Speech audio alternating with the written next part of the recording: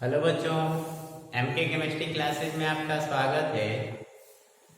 कार्बनिक रसायन के अंतर्गत हम लोग हैलो एल्केन क्या होता है, हैलो एरीन क्या होता है, उनका कॉमन नेम कैसे बनाते हैं, उनका यूपीएससी नेम कैसे बनाते हैं, अब तक हम लोगों ने ये सारी चीजें पढ़ लिया है। अब हम लोग उस हैलो एल्केन और हैलो एरीन के निर्माण की विधियों को जानेंगे।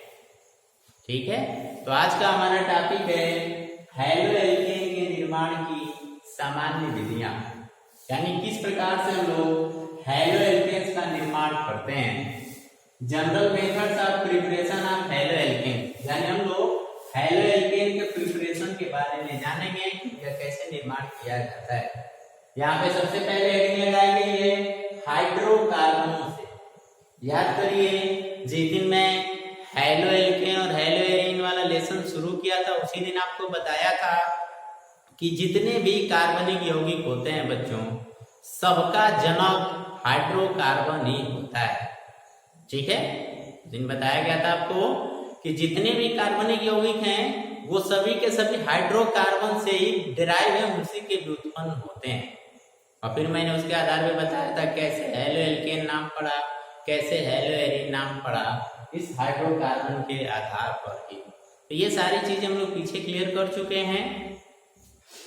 अब हम लोग हाइड्रोकार्बन से कैसे हैलो एल्केन का निर्माण करते हैं उसको जानते हैं। इसमें सबसे पहली विधि लिखी गई है एल्केनों के मुक्त मूलक हैलोजनीकरण द्वारा। क्या लिखा गया है?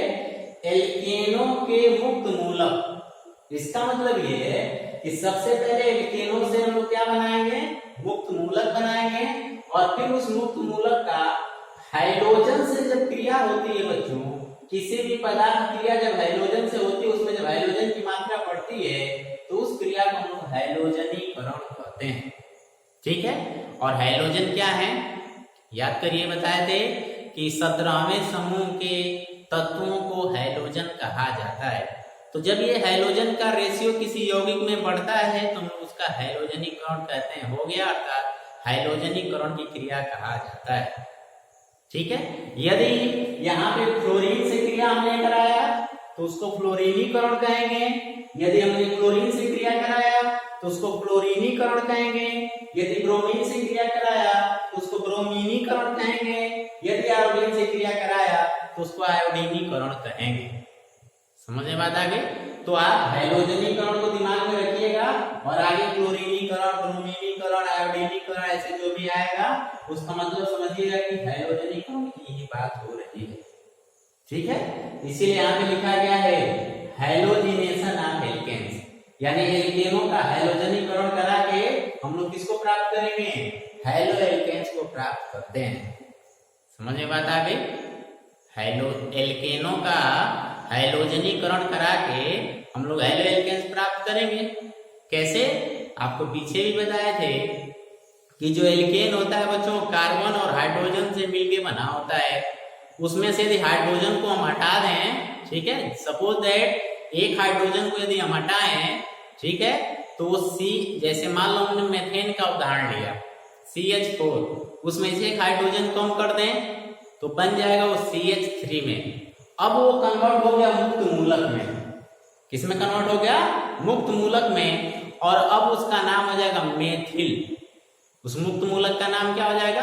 मेथिल। और उसमें कार्बन की जो है एक संयोजकता फ्री हो जाएगी, और उस कार्बन की क्रिया अब यदि क्लोरीन से हो जाए, फ्लोरीन से हो जाए, ब्रोमीन से हो जाए, अर्थात उस जो खाली संयोजकता हुई थी उसके साथ क्लोरीन, फ्लोरीन, ब्रोमीन कोई भी जुड़ जाए तो हम कहेंगे उसका हाइड्रोजनीकरण हो गया। तो मुक्त मूलक बना CH3, और उस मुक्त मूलक का हाइड्रोजनीकरण हो गया, तो अब वो किसमें कन्वर्ट हो गया? अब वो हैलो एल्केन में कन्वर्ट हो गया है। तो हैलो एल्केन का निर्माण हम लोग एल्केनों के मुक्त मूलक का हाइड्रोजनीकरण करा के करते हैं।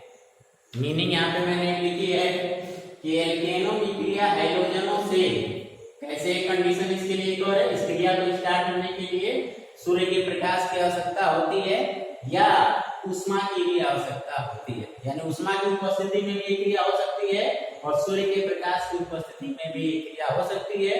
जब उष्मा की उपस्थिति में इसकी क्रिया कराते हैं तो लगभग 570 से 590 केल्विन टेम्परेचर की आवश्यकता होती है। ठीक है, चलिए कराने से एल्किल हैलाइडों का निर्माण होता है। किसका निर्माण होता है? एल्किल। अभी मैं बता रहा था आपको कि जब एल्केन में से हाइड्रोजन कम होगा बच्चों तो वो एल्किल में बदल जाएगा। किसमें बदल जाएगा? एल्किल में। जैसे एल्केन के रूप में हमने मेथेन लिया है, उसमें से जब हाइड्रोजन माइनस होगा, ठीक है, तो वो बदल जाएगा मेथिल में। एल्किल के रूप में इसका नाम क्या हो जाएगा? मेथिल। एल्केन के रूप में इसका नाम क्या था? मेथेन। और एल्किल के रूप में इसका नाम हो जाएगा मेथिल। और इसी को हम लोग कहते हैं मुक्त मूलक, फ्री रेडिकल इसी को कहा जाता है। और इस फ्री रेडिकल से यदि क्लोरीन क्रिया कर ले तो उसको हम लोग क्या बोलेंगे? Alkyl halide. जैसे यहाँ पे मेथिल है और क्लोरीन है तो नाम हो जाएगा इसका मेथिल क्लोराइड। तो आई होप आपको ये सारी चीज समझ में आ रही होंगी। कोई बहुत कठिन चीज नहीं है, आसान चीज है। इसको आप समझ लेंगे कि जब एल्केनों की क्रिया हैलोजनों से सूर्य की उपस्थिति में कराते हैं तो किसका निर्माण होता है? एल्किल हैलाइड का निर्माण होता है, जिससे हम लोग एल्केनों का हैलोजनीकरण करते हैं। और ये जो क्रिया होती है बच्चों, यहाँ पे जो क्रिया होती है एक्चुअल में इसमें से हाइड्रोजन परमाणु को ये क्लोरीन परमाणु यानी जो हाइड्रोजन होते हैं वो एल्केनों में से हाइड्रोजन को प्रतिस्थापित कर देते हैं। अभी इसकी मैकेनिज्म हम लोग पढ़ेंगे तो और क्लियर हो जाएगा कैसे क्या होता है। फिलहाल यहाँ पे यही जानिए कि जब एल्केनों की क्रिया, ठीक है, इस क्लोरीन ब्रोमीन या आयोडीन से अर्थात हैलोजनीकरण कराते हैं तो ये हैलोजन एल्केन में से हाइड्रोजन को विस्थापित कर देते हैं, इसीलिए इसे विस्थापन की अभिक्रिया भी कहते हैं। ठीक है, देखिए यहाँ पे मैंने इस क्रिया का एक और नाम लिखा है, इसको हैलोजनीकरण भी कहेंगे या इसको कहेंगे मुक्त मूलक प्रतिस्थापन अभिक्रिया। ठीक है, मुक्त मूलक, जब हाइड्रोजन उसमें से विस्थापित होगा तो मुक्त मूलक में बदल जाएगा और फिर वो उससे क्रिया कर लेगा क्लोरीन ब्रोमीन आयोडीन से। तो इस क्रिया को हम लोग मुक्त मूलक प्रतिस्थापन अभिक्रिया, फ्री रेडिकल सब्स्टिट्यूशन रिएक्शन भी कहते हैं। आइए एक उदाहरण के द्वारा इसको समझें। जब उसमें एल्केन में हाइड्रोजन जुड़ता है बच्चों तो अभी बताया कि एल्किल हैलाइड बनाता है और एल्किल हैलाइड का फार्मूला ऐसे होता है R फॉर एल्किल और X फॉर हाइड्रोजन। और हाइड्रोजनों का जब सामान्य नामकरण करते हैं तो उसी को हम लोग क्या बोलते हैं? हैलाइड। और एल्किल हैलाइड को ही अब क्या कर सकता है? यूपीएससी नाम क्या हो जाएगा? Halo alkane. और इसी का निर्माण हम लोग कर रहे हैं। तो देखिए यहाँ पे मैंने एक उदाहरण लिया वही मेथेन का, कि मेथेन की क्रिया क्लोरीन से कराई गई। किससे कराई गई? क्लोरीन से। किसकी उपस्थिति? मैंने H नहीं यहाँ पे लिखा है, दैट मींस सूर्य के प्रकाश की उपस्थिति में। तो हुआ क्या कि क्लोरीन का एक परमाणु इसमें से क्रम से एक हाइड्रोजन परमाणु को हटा देगा। और जब एक हाइड्रोजन परमाणु देखिए यहाँ पे हटा तो एक क्लोरीन इसका इससे ऐड हो जाएगा। इसमें Cl2 है तो एक क्लोरीन इससे ऐड होगा और जो हाइड्रोजन यहाँ से फ्री हो रहा है, निकल रहा है, उससे इसका एक परमाणु क्रिया कर लेगा और HCl का निर्माण करेगा। तो इस क्रिया में दो प्रोडक्ट बने, हाइड्रोक्लोरिनोन और प्लस ये बना आपका, जिसको हम लोग बोलेंगे मेथिल क्लोराइड। अब फिर इस मेथिल क्लोराइड से क्योंकि वहां पे क्लोरीन की कमी तो है नहीं, जब कोई भी क्रिया कराई जाती है, मान लो आप क्लोरीन का 1 मोल भी लेते हैं वहां पे, तो 1 मोल में अवोगाद्रो संख्या के बराबर परमाणु होते हैं। तो परमाणुओं की वहां पे कोई कमी तो है नहीं।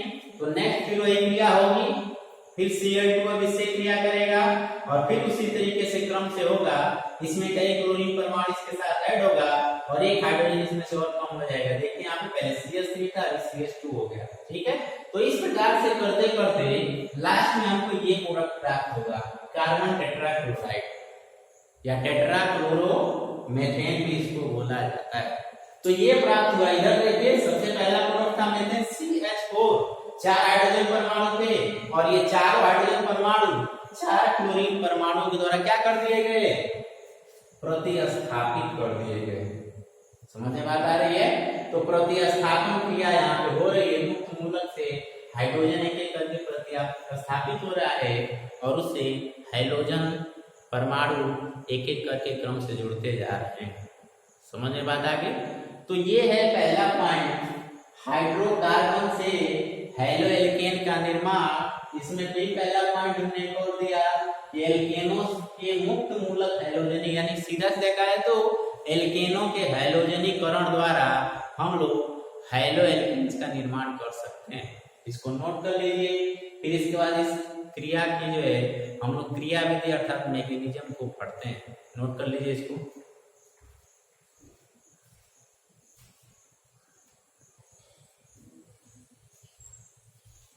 चलिए, आपने स्क्रीनशॉट ले लिया होगा, अब उससे आगे पढ़ते हैं। अभी बता रहे थे कि मीथेन से कैसे मीथेन का हैलोजनीकरण कराने पर किस प्रकार से हेलो एल्केन प्राप्त होता है। मान लीजिए कोई उच्च एल्केन हम ले लें। उच्च एल्केन का मतलब जैसे 3 कार्बन वाला एल्केन, 4 कार्बन वाला, 5 कार्बन, ऐसे हम लोग एल्केनों का प्रयोग करके हैलोजनीकरण कराएं तो क्या होता है। यहाँ पे लिखा है उच्च एल्केनों का हैलोजनीकरण कराने पर विभिन्न समावयवी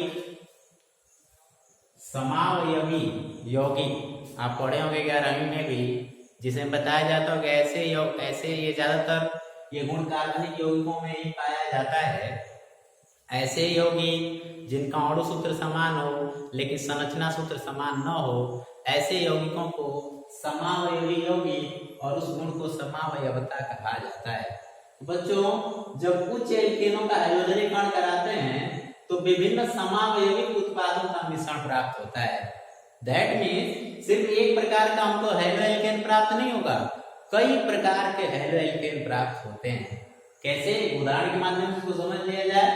जैसे मान लीजिए यहाँ पे 1 2 3, यहाँ पे मैंने लिया था क्या, एल्केन के रूप में प्रोपेन। अब इस प्रोपेन की क्रिया जब सूर्य के प्रकाश की उपस्थिति में क्लोरीन से कराएंगे तो इसका हैलोजनीकरण हो जाएगा और ये क्लोरीन इसमें से हाइड्रोजन के परमाणुओं को विस्थापित करके और उनसे क्रम से जुड़ेगा। लेकिन ये बताइए कोई फिक्स मेथेन की तरफ फिक्स तो है नहीं, क्योंकि मेथेन में तो एक ही कार्बन था, लेकिन उच्च एल्केनों में कार्बन की संख्या अलग होती है, अधिक होती है। तो ये हैलोजन इस कार्बन से भी जुड़ सकता है, इस कार्बन से भी जुड़ सकता है और इस कार्बन से भी हाइड्रोजन को विस्थापित करके जुड़ सकता है। तो कई पॉसिबिलिटी हो गई। पॉसिबिलिटी देखिए कैसे हुई। मान लीजिए कि 1 नंबर के कार्बन से हाइड्रोजन जुड़ गया तो इसका नाम हो जाएगा 1 क्लोरोप्रोपेन। अब मान लीजिए 2 नंबर से जुड़ गया तो इसका नाम हो जाएगा 2 क्लोरोप्रोपेन। और 1 क्लोरोप्रोपेन और 2 क्लोरोप्रोपेन बच्चों अंतर होता है, अलग अलग यौगिक होते हैं, लेकिन इनका अणु सूत्र आप देखो तो दोनों का अणु सूत्र समान है। देखो 1 2 3 कार्बन और हाइड्रोजन 3 3 6 एक साथ। यहाँ पे देख लो 1 2 3 कार्बन और 3 2 5 2 7 हाइड्रोजन और 1 1 क्लोरीन दोनों में मौजूद है। लेकिन 2 तरीके के यौगिक हमको प्राप्त हो रहे हैं और दोनों का अणु सूत्र समान है लेकिन संरचना सूत्र समान नहीं है, इसीलिए ये दोनों यौगिक आपस में समावयवी यौगिक कहलाएंगे। ठीक है, तो इसीलिए बताया जा रहा है आपको कि उच्च एल्केनों का जब हैलोजनीकरण कराते हैं तो जो एल्किल हैलाइड प्राप्त होते हैं बच्चों, वो शुद्ध नहीं होता, आप ऐसे कह सकते हो शुद्ध नहीं होता है, बल्कि विभिन्न प्रकार के समावयवी उत्पादों का मिश्रण होता है। इनको हम लोग 1 डिग्री कार्बन या 2 डिग्री कार्बन मीन के नाम से जानते हैं। अभी इसको आगे बता रहे हैं। 1 degree alkane 2 degree alkane mean को बोला जाता है, तो उसके हिसाब से हम लोग इनके बारे में थोड़ा सा आगे और जान लेंगे। फिलहाल अब आइए हम लोग हैलोजनीकरण की जो क्रिया है इसकी मैकेनिज्म देख लेते हैं। कैसे इसमें से हैलोजन एल्केनों में से किस प्रकार से हाइड्रोजन को विस्थापित करके और उनसे खुद जुड़ते हैं। तो आइए शुरू करते हैं इसके मैकेनिज्म को।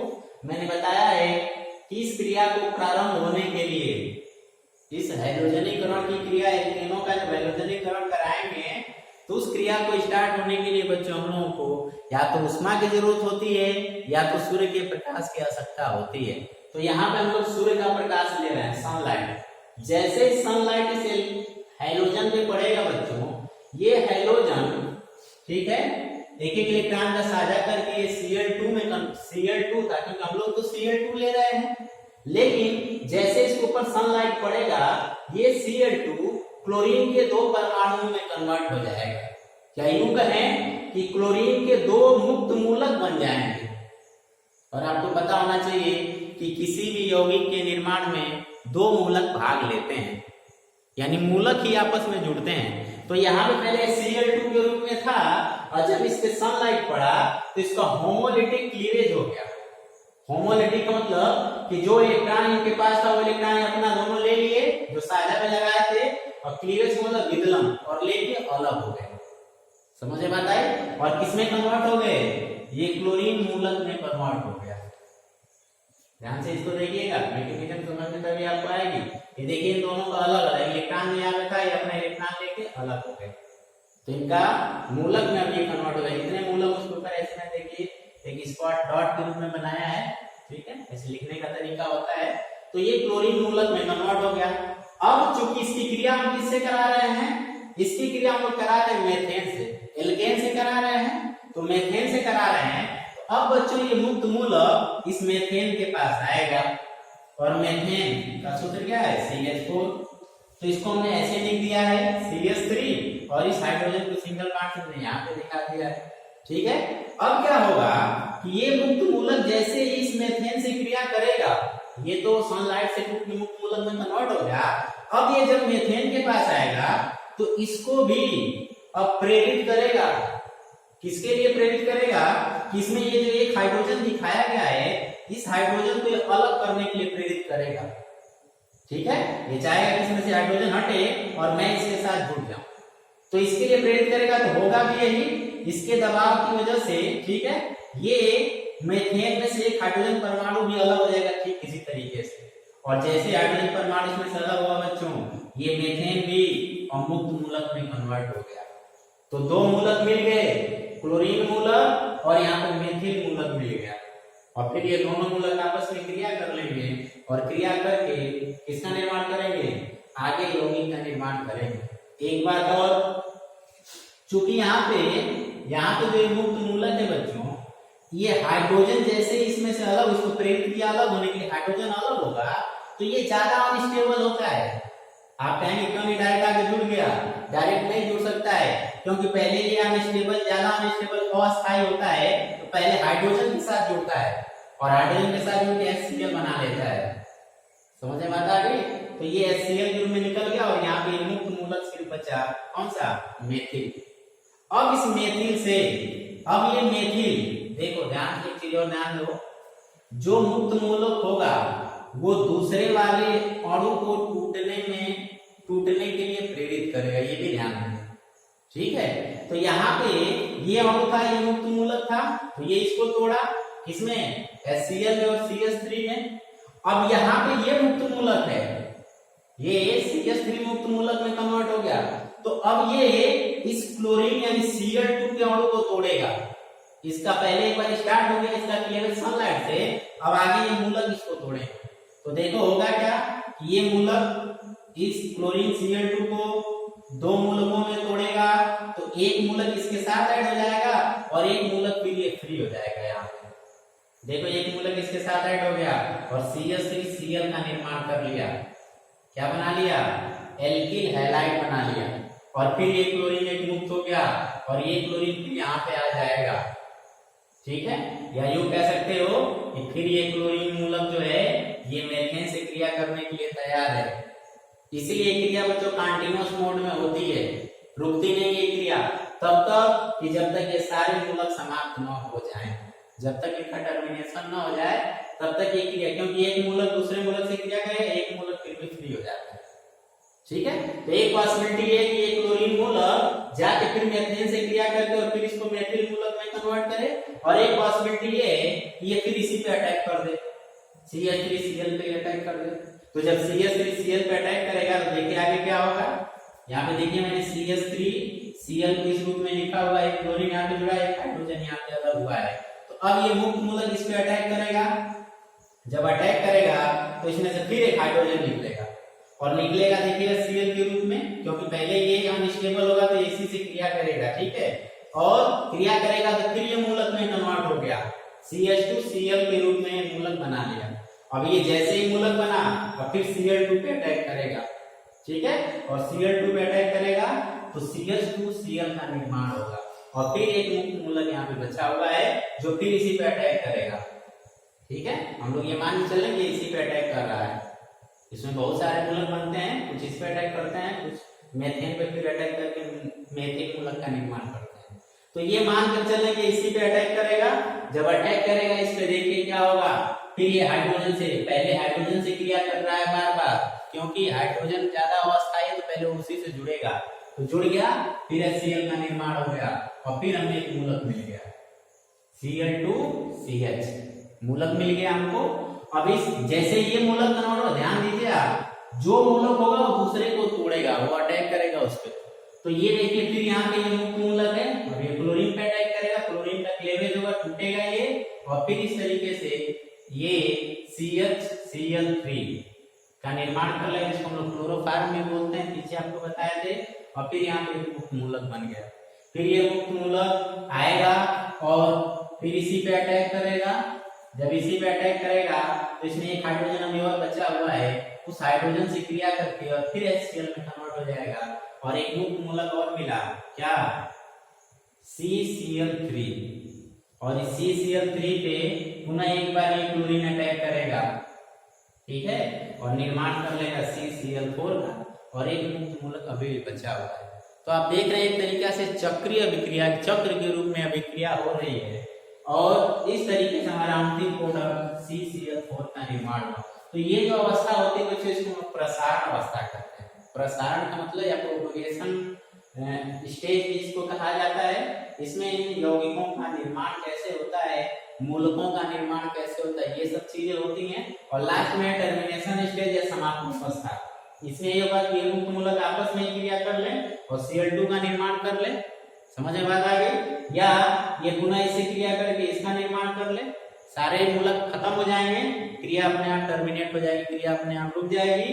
एक चीज और इसमें कि हो सके कि ये दो मेथिल मूलक ही आपस में क्रिया कर लें और एथेन का निर्माण कर लें, ऐसा भी होता है लेकिन बहुत कम मात्रा में। तो कभी कभी परीक्षा में भी पूछता है कि हैलोजनीकरण क्रिया में एथेन का निर्माण होता है, तो आप बताओ यस होता है लेकिन बहुत कम मात्रा में।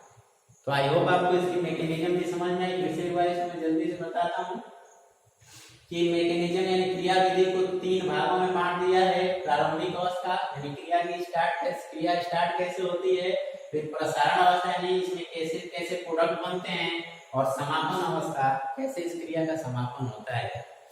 प्रारंभिक अवस्था मैंने बताया कि सनलाइट से इस क्रिया की शुरुआत होती है, इसीलिए सूर्य की उपस्थिति में क्रिया कराई जाती है। तो क्लोरीन का अणु होता है वो क्लोरीन मुक्त मूलक में टूट जाता है, सनलाइट से एनर्जी लेके, इसको होमोलिटिक क्लीवेज बोला जाता है।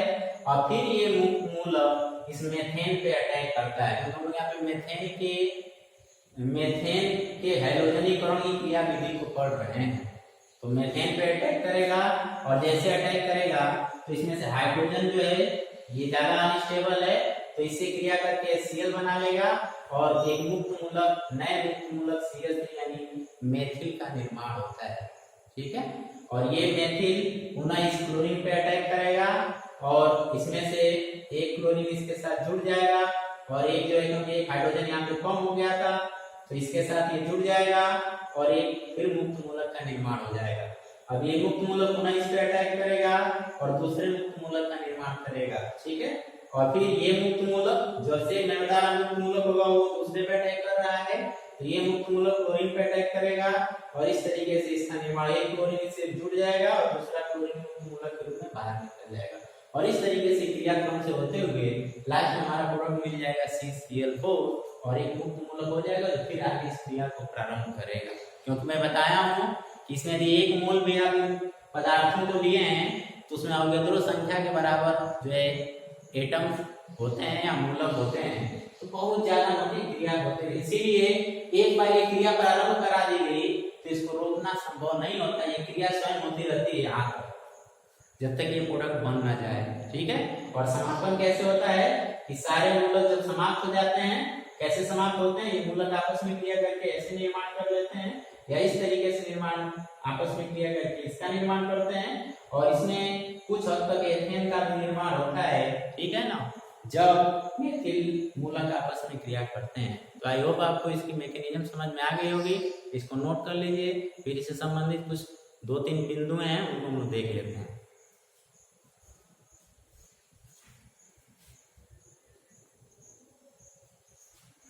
आइए हैलोजनीकरण से संबंधित कुछ अन्य महत्वपूर्ण बिंदुओं पर ध्यान दे देते हैं जिनसे आधारित प्रश्न परीक्षा में सबसे ज्यादा पूछे जाते हैं। तो कैसे प्रश्न पूछे जाते हैं और उसको कैसे सॉल्व करेंगे उसको हम लोग जानते हैं।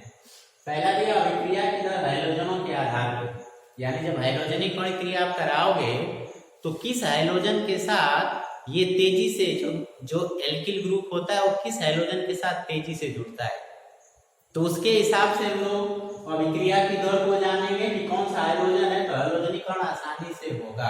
ठीक है, अब देखिए यहाँ पे RH का मतलब R पर एल्किल मूलो और एक हाइड्रोजन रिप्लेस होगा किसके द्वारा, हैलोजन के द्वारा, और क्या बनाएगा HX जो HCl बन रहा था, पीछे हमने क्लोरीन यहाँ पे क्या था HCl बन रहा था, और फिर निर्माण होता है हेलो एल्केन का हैलोजनीकरण के बाद ये एल्किल मूलक और ये हैलोजन से ऐड हो गया, जैसे CH3Cl, यदि क्लोरीन लेंगे तो ऐसे ऐड हो जाएगा। तो ये उसका फंडामेंटल रिएक्शन कह सकते हैं कि लिखा हुआ है। तो इसमें बच्चों फ्लोरीन जो है वो सबसे तेजी से क्रिया करता है हैलोजनों में का जो है हैलोजनों द्वारा जब एल्केनों का हैलोजनीकरण कराते हैं तो उसमें फ्लोरीन सबसे तेजी से अधिक क्रिया करता है, तो इसीलिए फ्लोरीन की क्रिया सबसे तेज होती है। तो फ्लोरीन की क्रिया के हिसाब से फ्लोरीन ग्रेटर देन क्लोरीन, उसके बाद क्लोरीन की क्रिया होती है, उसके बाद ब्रोमीन की, और उसके बाद आयोडीन की क्रिया होती है। तो परीक्षा में से बहुत सारे प्रश्न पूछे जाते हैं कि हैलोजनीकरण क्रिया के हिसाब से हैलोजनों के क्रिया के बढ़ते हुए क्रम में अरेंज करिए।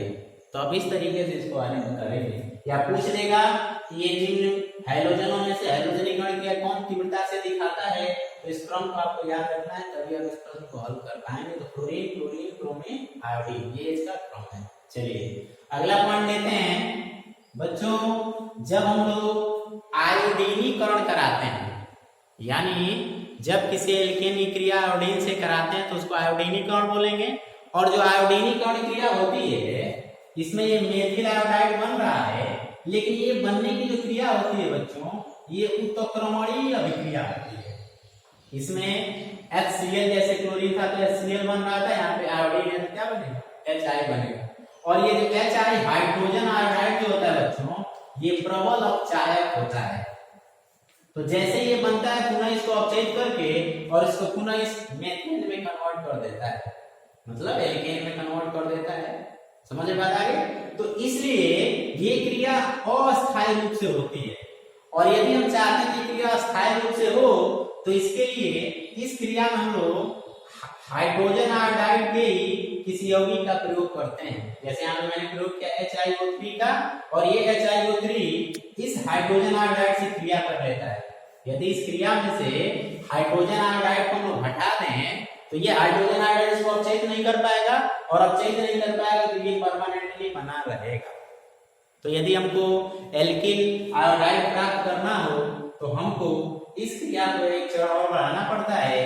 इसमें इस हाइड्रोजन आयोडाइड से इस यौगिक से क्रिया करा देते हैं, तो ये इससे क्रिया करके इसको इसमें से हटा देता है, तो ये क्रिया उत्क्रमणीय से अनुत्क्रमणीय में कन्वर्ट हो जाती है। ठीक है, चलिए आगे दिया है अभिक्रिया की दर। यहाँ पे अभिक्रिया की दर हैलोजनों के आधार पर पढ़े थे, और अब यहाँ पे अभिक्रिया की दर एल्केनों के आधार पर पढ़ेंगे कि कौन सा एल्केन किस प्रकार का एल्केन रहेगा, तो हैलोजनीकरण क्रिया कम या ज्यादा होगी। अभी पीछे मैं क्या बता रहा था कि 3 degree alkane, 2 degree alkane, 1 degree और 0 डिग्री एल्केन क्या होता है, इसको जान लेते हैं बच्चों। ये कार्बन है, और कार्बन से जब 3 मेथिल ग्रुप और 1 हाइड्रोजन जुड़ा हो तो इसको 3 डिग्री एल्केन बोलेंगे। ठीक है, जब 2 मेथिल ग्रुप जुड़ा हो तो 2 डिग्री और 2 हाइड्रोजन लगा 2 डिग्री इसको बोलेंगे, और जब एक सिर्फ लगा हो मेथिल ग्रुप तो इसको 1 डिग्री एल्केन बोलेंगे, और कोई भी ना लगा हो, कोई मेथिल सारे हाइड्रोजन लगे इसको 0 डिग्री एल्केन बोला जाता है। तो अब पूछे कि 3 degree alkane, 2 degree alkane, 1 degree alkane और 0 डिग्री एल्केन में से कौन हैलोजनीकरण क्रिया तीव्रता से दिखाएगा, तो इसका भी क्रम यही है बच्चों। इसको ऐसे याद रखने का आसान तरीका है, डिग्री जितनी अधिक उतनी ही तेजी से क्रिया करेगा। देखिए यहाँ मैंने इसका क्रम लिखा है 3 degree greater than 2 degree greater than 1 degree greater than 0 degree. तो ये क्लियर हो गया होगा। इसीलिए पीछे एक जगह आप ध्यान दीजिए, मैंने उदाहरण लिखा था प्रोपेन का जब हैलोजनीकरण करा रहे थे तो वहां पे 2 प्रकार के समावयवी यौगिकों का मिश्रण प्राप्त हुआ था। देखिए मैंने एक को लिखा था 45% और एक को लिखा था 55%। एक्चुअल वहां पे 2 डिग्री था और एक 3 डिग्री या मे बी 1 डिग्री या 2 डिग्री था, तो इसके हिसाब से उसका बनने का परसेंटेज भी कम या ज्यादा था। चलिए एक नेक्स्ट पॉइंट लेते हैं बच्चों। जो फ्लोरीन होता है, फ्लोरीन का यदि हैलोजनीकरण कराना हो, फ्लोरीन से एल्केनों का हैलोजनीकरण कराना हो तो फ्लोरीन बड़ी तेजी से, देखिए यहाँ पे क्रम लिखा है, बहुत तेजी से क्रिया कर, इतना तेजी से क्रिया करता है कि विस्फोट हो जाता है।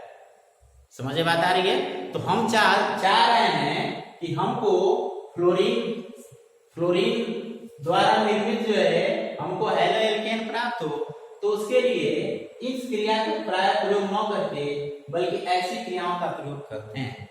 अप्रत्यक्ष रूप से हम लोग फ्लोरीन के हैलो एल्केनों का निर्माण करते हैं। ठीक है, कैसे?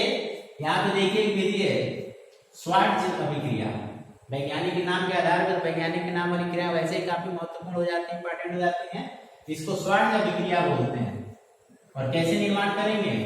क्या निर्माण हम लोग यहाँ पे कर रहे हैं? फ्लोरीन के हैलो एल्केन का निर्माण कर रहे हैं। ठीक है, तो क्या करते हैं कि कोई धात्विक क्लोराइड लेते हैं और उस धात्विक क्लोराइड की क्रिया हम लोग करा देते हैं किसी अन्य एल्किल हैलाइड से। किसी अन्य एल्किल हैलाइड से जब धात्विक क्लोराइड की क्रिया कराते हैं तो ये धात्विक क्लोराइड का जो फ्लोरीन है इस अन्य हैलाइड को विस्थापित करके और खुद इसके साथ जुड़ जाता है। देखिए यहाँ पे पहले का CH3 ये था मेथिल ब्रोमाइड, और मेथिल ब्रोमाइड क्रिया जब सिल्वर क्लोराइड से कराए हैं तो इस सिल्वर क्लोराइड का जो फ्लोरीन इसमें से ब्रोमाइड को रिप्लेस करके और बना लिया मेथिल क्लोराइड। और यहाँ पे लिया एक तरीका से देखा जाए तो डबल विस्थापन की अभिक्रिया यहाँ पे हो रही है। ठीक है, यही कहा जाए तो मूलकों की अदला बदली हो जा रही है, या उसको उभय अपघटन की अभिक्रिया कहते हैं कुछ उस तरीके से। फिर सेम यहाँ पे यही होगा। यहाँ पे देखिए मेथिल क्लोराइड लिया है और इसकी क्रिया यदि मर्क्यूरस क्लोराइड से करा दें तो इसमें का फ्लोरीन इसको रिप्लेस करके और मेथिल क्लोराइड का निर्माण कर देगा। तो आई होप आपको हैलो एल्केन के निर्माण से संबंधित जितनी भी बातें बताई गई हैं समझ में आ गया होगा। मिलते हैं अगली वीडियो में, तब तक के लिए धन्यवाद।